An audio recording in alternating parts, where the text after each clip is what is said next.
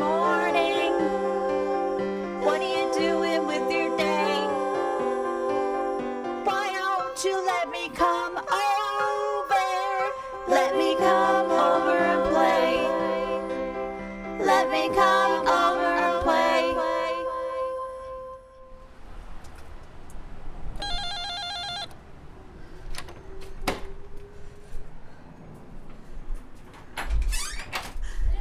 Hi. Thanks for letting us come over. Thank you for coming and for being so patient. Well, I finished perfecting the abode. Okay, awesome. They show the octopus at the Dada reading. There's a Dada reading for a magazine called Maintenon, and they said you must come with a strange headdress. I love them because they're so intelligent. Apparently, all these things on their arms are brains. They're what? Brains. I didn't know that. Yeah, each one is like a brain. I'm gonna So do a smart, close-up and of they brains. Look, Wow. I mean, I only have one. That's just good. That doesn't work very well. Poem and meant to know 16. Andre and I both have a little poem in there. The wonderful folks there at Three Rooms Press let us put a poem in there. Oh, this I should point out. This is a tawdry book by a man named Ames Clare, who might also live in this abode. Might also? He's coming to live here? No. Oh. So it's got the same initials as Andre. And Oh, I it's a see. joke name. The Ames Claire. Well, to make a lot of money. I love the Andre. cover. Isn't that great? Yeah, did he pick the artwork? No. That's I think. Well, he can tell you more, but I think it's a Canadian press. What are And these he tiny made guys? Oh, so Steve Dolachinsky is a poet. Andre knew him much better. He is he passed away, and he was sort of a real guy about town and all the avant-garde jazz stuff. And he, they made these for his memorial, and it was a really well-attended memorial. He knew everybody. They're not original vintage. No, I ordered them from Amazon. But these guys are, right? Those guys should be, yeah, that's a salt and pepper shaker, actually. That toaster, if you pull it out, one's salt and one's pepper. I had a couple of those, and one broke. And look at the top of the toast, and you can see the holes in the top of the toast. Oh, I see. See? Isn't that great? Yes, I love it. Very cute. Yep, and then I love those old canisters. Those are fun. And what else? Oh, there's a Fiestaware toaster. Fiestaware went back to the 30s, and you know the orange of it, orange Fiestaware, was radioactive. And my mom had orange radioactive Fiestaware from the 30s and 40s and even into the 50s. If you hold a Geiger counter to it, it goes. Rrr. Did anybody get sick from that? Well, we don't know, but my mom was pretty crazy, and I noticed. Yeah. Oh, so they're painted little snifter glasses. They came out of the fire. If you want me to really go all into the fire, I will. But they came out of the fire. But first, let's have Andre talk about this. Oh, that's Diana Koski, who, it's really the cover of literary magazine where she's pointing the revolver at the reader. No, it's a flexi disc. Well, I know that's a flexi disc, but the original was actually a Diane pointing the revolver at the reader, sort of saying, well, read this at your own peril. And then we couldn't find the image, actually, so this is a later reiteration of that cover. Actually, this one is signed. This is the first. Maybe this was signed, and then if you put this on, it plays. It plays her reading the poem. Oh, so that's so neat. Yeah, and I wanted to see all your cool old furniture. Does that radio work? Yeah, I haven't plugged it in a while, but yeah, it should work. It just came from a fire sale in Granby. What did this come from? That's part of the house. Oh my gosh, That's so part cool. of the house, and this comes out. I don't want to take it out in case it does it. Oh, but there's a safe behind it. this- There's billions of diamonds. Awesome. I love when houses come with billions of diamonds. Anne Thulin, there's a Ingrid Thulin who was in a bunch of those movies. Igmar Bergman, yeah. Igmar Bergman. Anne Thulin was, I think, her niece. and gave me this, and that's a mold of her knee. She's a installation artist. This is actually my favorite kitty stuff here. This is my very favorite. It's Mount Fuji cigarette lighter from the 50s. That's neat. And then this is a Luna Lounge drink token. Oh, I used to Remember? love going to the Yeah, Luna I think it's from a show we did there, where we got a drink token. Because remember, they used to give bands drink tokens, which they Yes. don't anymore. And this is a lamp from the Luna Lounge. Oh. So that actually came from Luna Lounge. How as did you well. end up with that? They were having a fire sale and they closed. So, the poem that you found, it's one of yours? Yeah. Okay. Would you mind reading it for us? Yeah, it's a poem actually that has to do with some of Linnea's stuff. And it's called Vintage. And it's for Linnea. Can you hear the whispers of the women who wore your dress in the 1920s, 1940s, 50s, and onward for the whole 20th century plus decades? I imagine them squirming inside that fine fabric filled with their singular joys, inside the angst of their particular zeitgeist and class, but au fond, young and in bloom, fleur forever in those dresses, now called vintage, but alive with frisson, forever current. I imagine that when you take it off, it stands as if you and the girls are still inside, holding up boldly its shape, then collapsing on the floor, ballerina passing on her bona fides. I love it. Yeah, I thought I don't know exactly which dress, but she likes vintage dresses. She likes vintage everything, it seems like. So yeah, I have a fight with that because I like more surrealist everything, and so she hates that because it's too baroque. She likes the lines simple and 20s, 40s, you know. It makes a good juxtaposition, though. Modern. It makes a good fight. So yeah, this is my favorite thing. I keep it around the apple so that it can freshen up. It's a U.S. mail truck that my kid, when he was about 6, put in books that I should write. And I've written a couple of them, but there's still some to write. And one of them was called, let's see, I'll take off my glasses to see it now. It's called The Best of Saints Day. I'm not sure. It's Is that one you've written or have well, yet this, to be he written? made up the titles, and I was supposed to write them because he was 6, and that I wrote books. This is called playing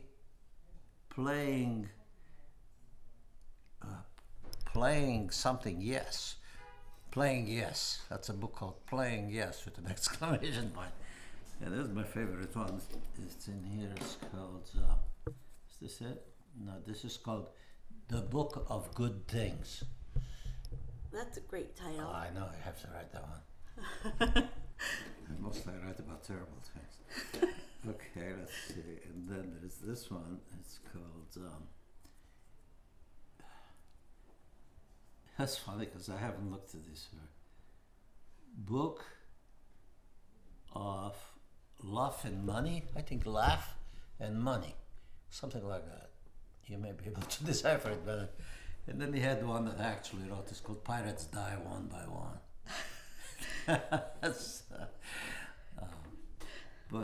That's also a good name for a song. What is it? he took.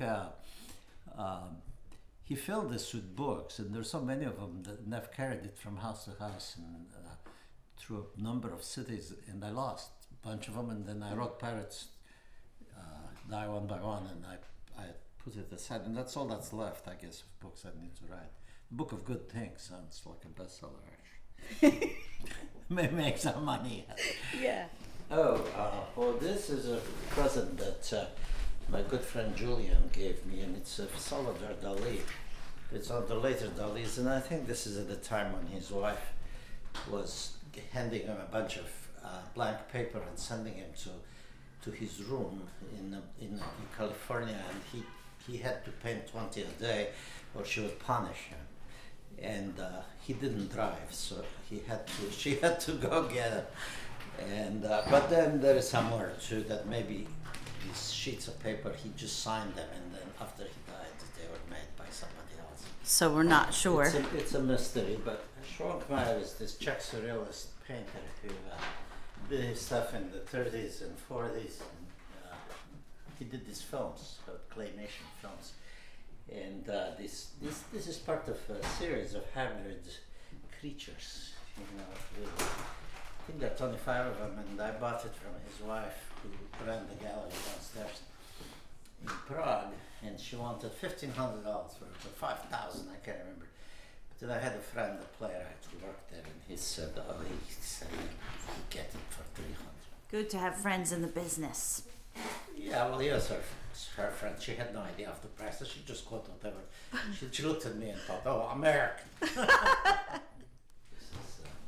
I love those Prague surrealist painters because in 1991 to about 1995, you could get this wonderful work that was really inexpensive by our standards, and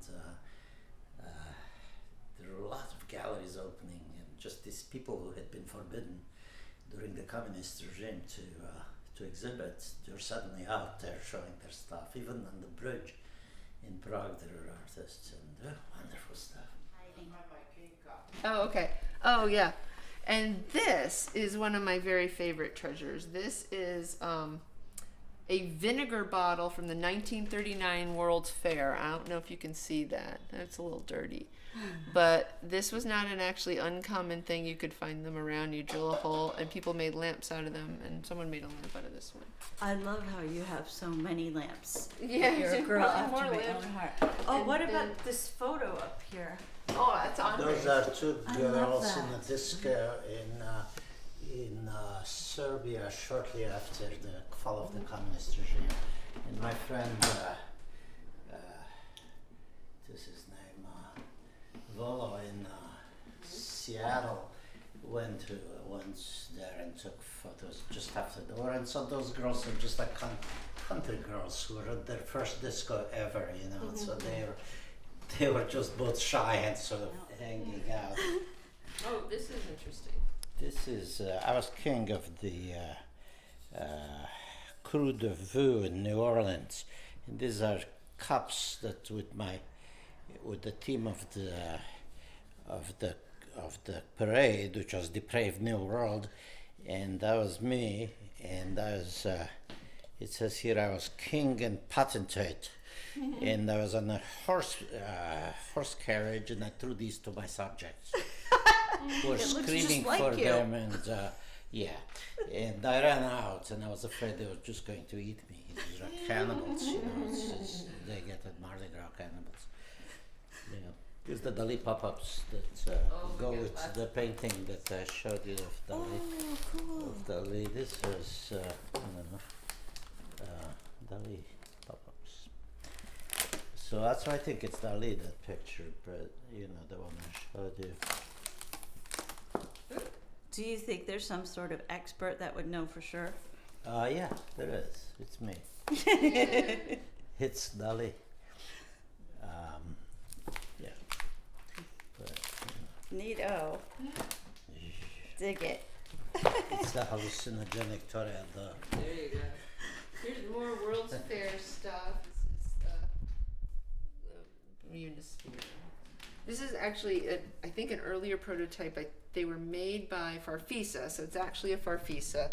They made them in the late 50s, maybe early 60s, and the later versions didn't quite look like this. They called them piano organs. It was all one word, piano organs. But what it really is, it's got a motor, and it's got these little things. It's basically like a Accordion. accordion. Yeah, it's like an electric accordion.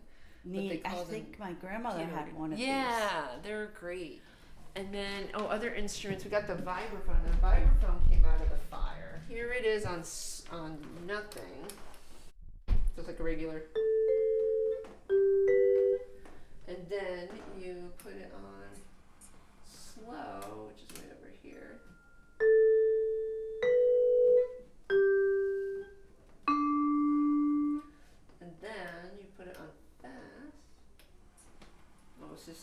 more servicing.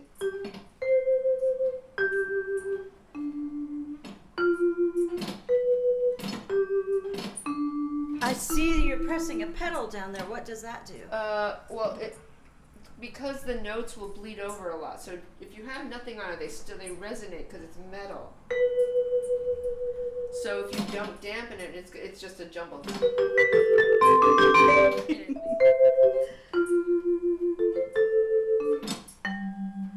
Anyway, you get the idea. That is so cool. Yeah. It just looks so hard to transport. It's oh, that's the other interesting thing. It came out of the fire. I'll tell you about the fire another time. But it's theoretically portable. This is a very short scale, and it was made by this Japanese company, one of those kind of early 50s after World War II things, KOSTH. It was trying to sound Euro, but it's actually Japanese, and they only made them for a few years in the 30s. They're actually pretty rare. This also came out of the fire, the old stand-up bass. My dad used to play that. He wasn't too bad at it. He was a good bass player.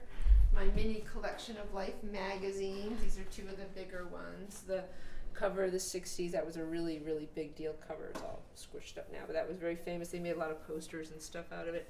And then one from 68, which has all the drama of 60.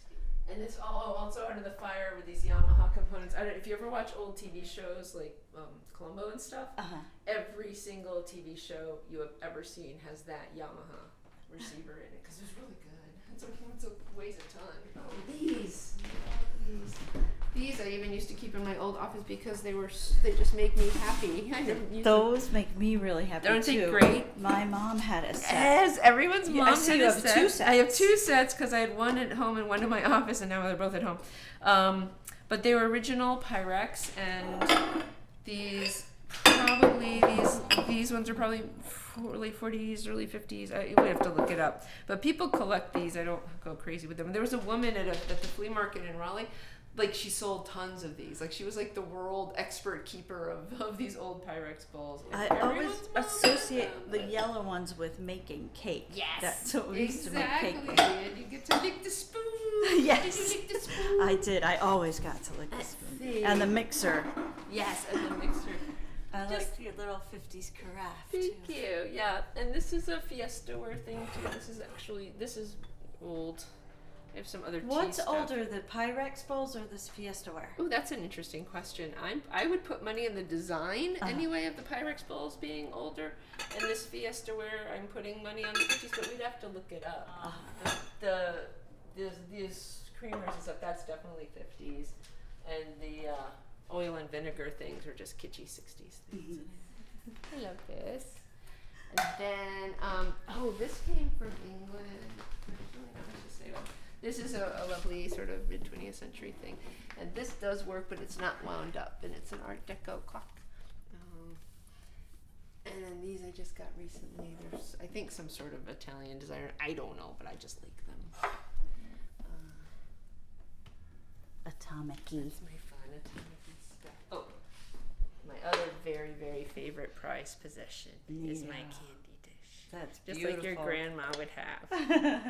So that's a grandma candy dish. So the fire that I keep referring to is my parents bought a house that was in Connecticut that was built in 1680 and 1785, and they inherited the library in it, which belonged to the Auchinclosses. The Tuckermans. The Tuckermans and Auchinclosses and Bouvier Kennedys were all part of the 400. It was right next door to Miss Porter's school. It was very fancy, and they left their library there. So they had books going back to the 1500s. There was one even from 1575. Wow. I've gotten rid and sold most of the books. I have some of them up here. This one was actually written, oh my God, it's like a forerunner of P.G. Wodehouse. It is probably one of the most hilarious and obnoxious things you'll ever read. This is written by a guy named Francis Crowninshield. If you look him up, he was Condé Nast, like the Condé Nast roommate and probably lover from 1908. It is one of the, oh, here we go. An entrance, we're talking about the 400. Yeah, so it's just like, it's a compendium of hilarious Connecticut snobbery. It's just, you wouldn't believe this stuff actually really existed. And it has a beautiful print. So I hung on to this because it's freaking hilarious. And then this is an old Alice in Wonderland, belonged to Cynthia Tuckerman. And inside it is something you don't see very often, an old dance card. Wow. And this is what dance cards looked like. All the fashion. So this is really fun. This is probably one of the most beautiful things I own, and probably should have worn it. This is not a costume. This is actually something people wore. It's got, oh my god. Oh, yeah. John Kiger by my friend Pat Nolan. Linnea's making a movie about her. Well, no, my friend She's is helping. making a movie. I'm helping. Yeah. What's the movie going to be called? Beats, female no, beats. No. The name is Beat- right now. Chick beats. You know, I don't know if I should use it because it's one of the Anne Waldman poem titles. So So what? it's a work. It's got a working title. I know how to lie down. No, it's not. That's the last line of another So post. this is just beautiful, Yes, and it's got the velvet. little fishtaily thing in the back, and these totally like Roman dolly sleeves here. Isn't that So great? pretty. Do you still wear it? Oh, I've worn it. Yep. And then this is definitely one of the treasures. Actually, this is just a 50s dress that this is probably the one I've worn the most. I don't know if I would still fit into it, but just a thing that you wear with a little petticoat from the 50s. Uh-huh. This is actually really interesting because this is probably from the, well, it's a little hard to tell. I'm putting it in the 30s. And what's unique about this is during the war, and actually just in general, people, really conserved things. So if you had sort of bric-a-brac or something like this, it was usually taken out of the dress. So I have a number of dresses where the bric-a-brac has been taken out To be reused? to be reused in a different dress. This one probably didn't have bric-a-brac. This one just has that sexy back, that sexy cutout back. Oh, and someone sewed it up. I never realized it. But it has like sexy back. You see that? Yeah. All the way down. But like somebody sewed it up. Like you can see the stitches. Somebody didn't like that much back. I'm in Connecticut or something. So that's why this one's kind of fun. And then I just have a bunch of these old cocktail dresses, which I wear a lot. This is great. Groovy. Yeah, isn't that groovy?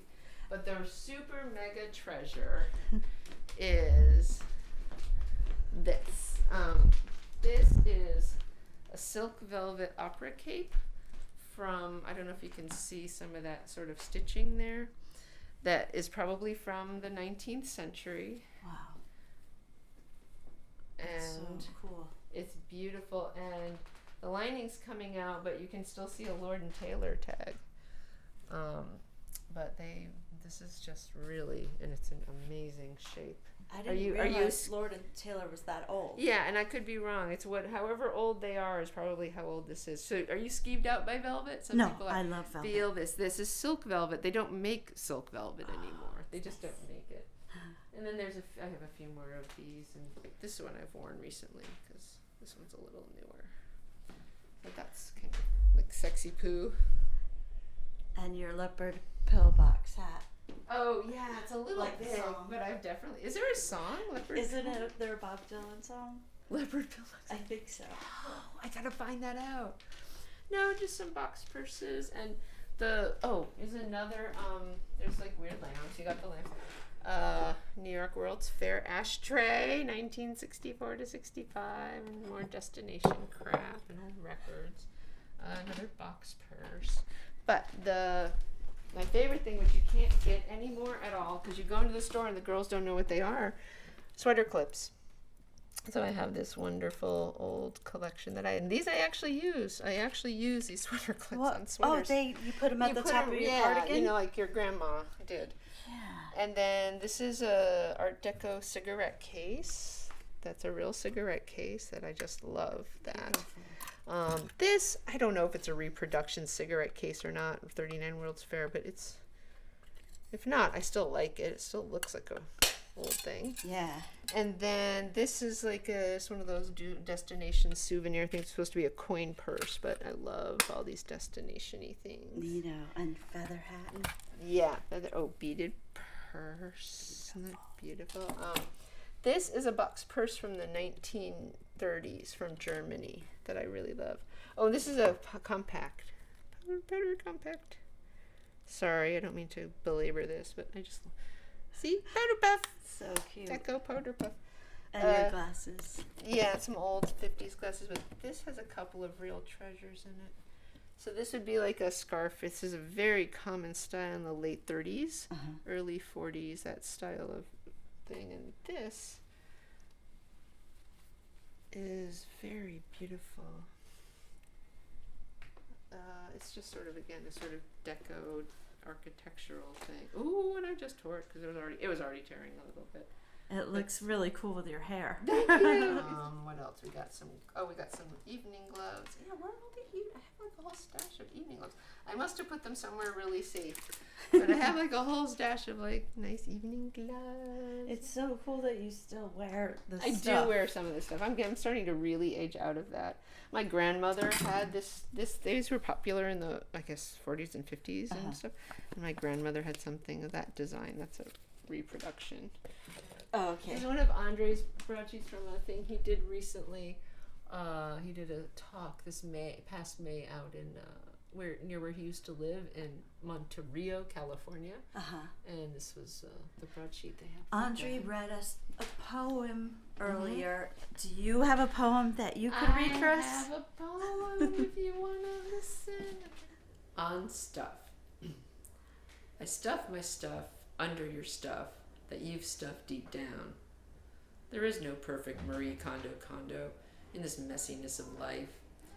We tell people who worry, stop stuffing your stuff in that box, under the skin, under the bed. Just sit among your stuff as it turns to goo that later dries, so you may sift through. Dried stuff silt doesn't sound to me like release from excess stuff tyranny. So I keep that which I imbue with parts I don't wish to view of me and of you, and leave piles for you to tiptoe through. Thank you. Read the secret 2 lines. Oh, secret 2 lines. Okay, Andre wanted he gifted me 2 additional lines that are more his voice than mine. From the occasional hills of fun, I'll keep my blue panties and a gun. Well, thank you guys for doing this. Well, thank you for your patience while I freak out. What are you doing with your morning? It goes back to my hoarding parents. What are you doing with your I'm day? sensitive about my stuff. Well, I mean, it was really nice of you.